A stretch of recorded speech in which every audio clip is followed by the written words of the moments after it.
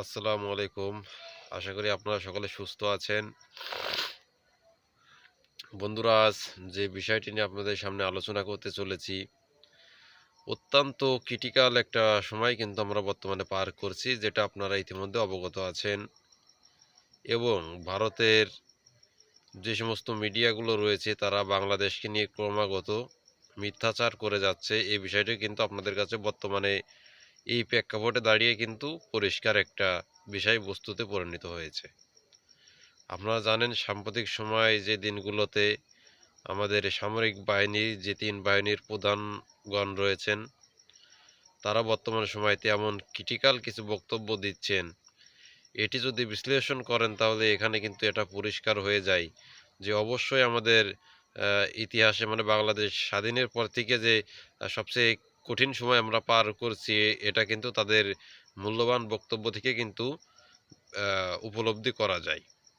আপনারা জানেন কিনা আমি জানি না, তবে সাম্প্রতিক সময়ে আপনারা জানেন যে সাবেক প্রধানমন্ত্রী শেখ হাসিনার যখন পদত্যাগ করে এদেশ থেকে চলে গেলেন, তো তারপর থেকে কিন্তু বিভিন্ন সময় বিভিন্ন উপায়ে বাংলাদেশের ভিতরে একটা অস্থিতিশীল পরিবেশ তৈরি করার জন্য কিন্তু উঠে পড়ে লেগেছে আমাদের পার্শ্ববর্তী দেশ ভারত।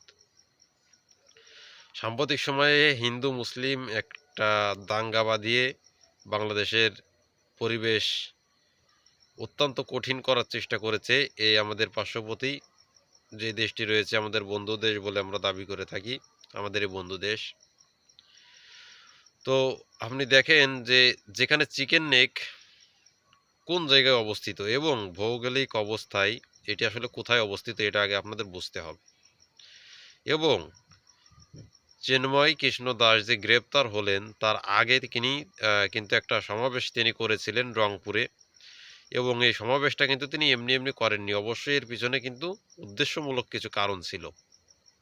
হ্যাঁ, আপনি ঠিকই শুনেছেন, আর সেটি আজ আমি আপনাদের সামনে বলার চেষ্টা করব ইনশাল্লাহ। আশা করি শেষ পর্যন্ত আমাদের সাথে থাকার এবং আমাদের সাথে থেকে আমাদের সহযোগিতা করার অনুরোধ ব্যর্থ করে আমি সেই গুরুত্বপূর্ণ বিশ্লেষণটি আপনাদের সামনে তুলে ধরার চেষ্টা করছি। তো রংপুরে তাদের যেই মহা সমাবেশ করেছিল সনাতন হিন্দু অবলম্বনকারী যেই গোষ্ঠীটি রয়েছে চট্টগ্রামে, তো সারা দেশ থেকে হিন্দু সম্প্রদায় কিন্তু সেই সমাবেশে অংশগ্রহণ করেছিল, বা সম্মিলিতভাবে তারা কিন্তু একটি সমাবেশ রংপুরে করেছিল। এখন এর কারণটা কি? এতদিন তো তারা নিশ্চুপ ছিল, এখন হঠাৎ করে এভাবে ওত পেতে বসার যে কারণটি রয়েছে, এটা আমার বোধগম্য হচ্ছে না যে কোন কারণে তারা এই সমাবেশটি করেছে। তবে এখানে কিন্তু ধারাবাহিকভাবে এটাই উঠে আসছে, আমাদের যে পার্বত্য চট্টগ্রাম রয়েছেন সেখানে ছোট্ট একটা অঞ্চল রয়েছে, আপনারা নিশ্চয়ই ইতিমধ্যে অবগত আছেন যে শিলিগুড়ি করিডোর নামে যেটাকে বিবেচিত করা হয়, বা বাংলাদেশের মানুষ এক নামে যেটাকে চেনে, অতএব চিকেন নেক। তো এই চিকেন নেক আপনারা জানেন ইতিমধ্যে যে লালমনিরহাটের যে একটি বিমান ঘাঁটি রয়েছে সেটিকে ডক্টর মোহাম্মদ ইউনূস মানে অন্তর্বর্তীকালীন সরকারের পক্ষ থেকে কিন্তু চালু করার একটা প্রক্রিয়া শুরু হয়েছে, বা সীমিত পর্যায়ে যেটি চালু ছিল সেটি কিন্তু এখন জোরালোভাবে চালু করার একটা পায়তারা করা হচ্ছে চায়নার কারিগরি সহযোগিতায়। এবং ধারণা করা হচ্ছে ৩ ভাগে ভাগ করা হবে আমাদের এই লালমনিরহাটের যেই বিমান ঘাঁটিটি রয়েছে, এখানে ৩ ভাগে ভাগ করা হবে। এবং ৭০ প্লাস ফাইটার জেট কিন্তু সেখানে রাখার একটা বিপুল পরিকল্পনা রয়েছে। তো এটাকে কেন্দ্র করে কিন্তু ভারতের পক্ষ থেকে উদ্বেগ জানানো হয়েছে। এবং এই কার্যক্রম যাতে বন্ধ করে দেওয়া যায় তার এই ধারাবাহিকতা বাস্তবায়ন করার জন্য কিন্তু ইসকনকে দিয়ে এই যে রংপুরের যে সমাবেশ সেটা কিন্তু ইন্ডিয়ার যে গোয়েন্দা সংস্থা রয়েছে রোয়া, তারাই করিয়েছে বলে বিভিন্ন গণমাধ্যম থেকে রিপোর্ট উঠে আসছে। এই পরিপ্রেক্ষিতে ডক্টর মোহাম্মদের এই কাজে কোনো দেশদ্রোহীর কোনো কুলাঙ্গার তার এই কাজে বাধা দিতে না পারে, এই জন্য কিন্তু চিন্ময় কৃষ্ণ দাসকে গ্রেপ্তার করা হয়েছে দেশদ্রোহের মামলায়। যার জন্য কিন্তু উঠে পড়ে লেগেছে ভারতের যে মিডিয়াগুলো রয়েছে তারা অনবরত বাংলাদেশ নিয়ে মিথ্যাচার করে যাচ্ছে। অন্তর্বর্তীকালীন সরকারকে কিভাবে আউট করে দেওয়া যায় বাংলাদেশ থেকে, সে পরিকল্পনা করতেই কিন্তু বর্তমানে তারা ব্যস্ত হয়ে পড়েছে। তবে কথায় আছে, সৃষ্টিকর্তা যখন কাউকে উঠাইতে চান, পৃথিবীর কোনো অপশক্তি কিন্তু নামাইতে পারেন না। তো বাংলাদেশের জনগণের সরকার ডক্টর ইউনূসকে তারা কখনো হটাইতে পারবে না। বিভিন্ন কাজে কাজে বাংলাদেশের বিভিন্ন কাজে তারা বাধা সৃষ্টি করবে, বাংলাদেশকে অস্থিতিশীল করার জন্য একটা পায়তাড়া তারা চালাবে, এটা স্বাভাবিক। আপনারা জানেন যে কত হিংস্র হয়ে গিয়েছে এখন আমাদের পার্শ্ববর্তী বন্ধু দেশ, যারা বাংলাদেশের ভিতরে এই হিন্দু মুসলিম একটা দাঙ্গা বাঁধিয়ে দিয়ে তারা কিন্তু জাতিসংঘের যে শান্তিরক্ষী সেনা রয়েছে সেই সেনাও কিন্তু বাংলাদেশের ভিতরে আনার একটা পায়তাড়া করছে।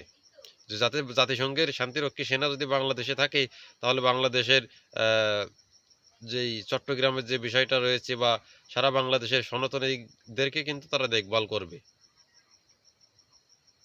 এখন এমন একটা ক্রিটিক্যাল অবস্থানে দাঁড়িয়ে অন্তর্বর্তীকালীন সরকার কি করছে, এটা কিন্তু আপনারা যদি সরাসরি জানতে পারেন তাহলে কিন্তু আপনারা নিজেরাও অবাক হয়ে যাবেন। কেননা সাম্প্রতিক সময়ে যে চীন ভারতের একটি শত্রু দেশ বলে ভারত গণ্য করে থাকে, সেই চীনের কারিগরি সহযোগিতায় বাংলাদেশ কিন্তু বর্তমানে যেই লালমনিরহাটের যেই বিমান ঘাঁটিটি রয়েছে সেটি কিন্তু সম্পূর্ণভাবে আধুনিকায়ন করছে। শুধু এখানেই সীমাবদ্ধ থাকলে বিষয়টি মানা যেত, এবং সেই চায়না থেকেই নাকি ফাইটার জেট কিনে আপনার এই লালমনিরহাটের যে বিমান ঘাঁটি রয়েছে সেখানে মোতায়েন করা হবে। এখন দেখেন এই শিলিগুড়ি করিডোর মানে চিকেন নেক থেকে কিন্তু আমাদের লালমনিরহাটের যেই বিমান ঘাঁটিটি রয়েছে এয়ারফোর্স, বাংলাদেশ এয়ারফোর্স, এই এয়ারফোর্সের দূরত্ব মাত্র 12 কিলোমিটার। যুদ্ধকালীন সময়ে বা বিভিন্ন যেই জরুরি পজিশন থেকে কিন্তু বাংলাদেশের যে 70 পিলার ফাইটার জেট সেখানে থাকবে, 70 প্লাস এই ফাইটার জেটগুলো ব্যবহার করে কিন্তু মুহুর্মুহুর হামলা করা যাবে চিকেন নেকের ভিতরে।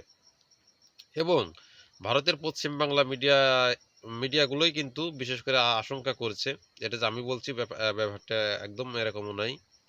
তারা আশঙ্কা করছে যে বাংলাদেশের এই লালমনিরহাটের যে বিমানবন্দরটি তৈরি হচ্ছে, এই বিমানবন্দর থেকে কিন্তু ভারতের যে চিকেন নেক রয়েছে সেখানে হামলা করা হবে। এবং 70 প্লাস ফাইটার জেট যদি সেখানে উপস্থিত থাকে, তাহলে ভারতীয় মিডিয়া যে দাবি করছে এটা শুধু দাবির দাবি এবং কথার কথা হবে না, এটা কিন্তু বাস্তবিক অর্থে ঘটবে, এটাই কিন্তু স্বাভাবিক। কেননা আমাদের প্রতিবেশী দেশ হয়ে তোমরা আমাদের ভালো চাইলে অবশ্যই আমরা তোমাদের ভালো চাইবো। সেক্ষেত্রে তোমরা যদি বাংলাদেশের ভালো না চাও, বাংলাদেশ কখনো তোমাদের ভালো চাইবে না, এটাই কিন্তু স্বাভাবিক। তো সব মিলিয়ে এক কথায় কিন্তু খুবই ক্রিটিক্যাল একটা সময় বাংলাদেশ পার করছে।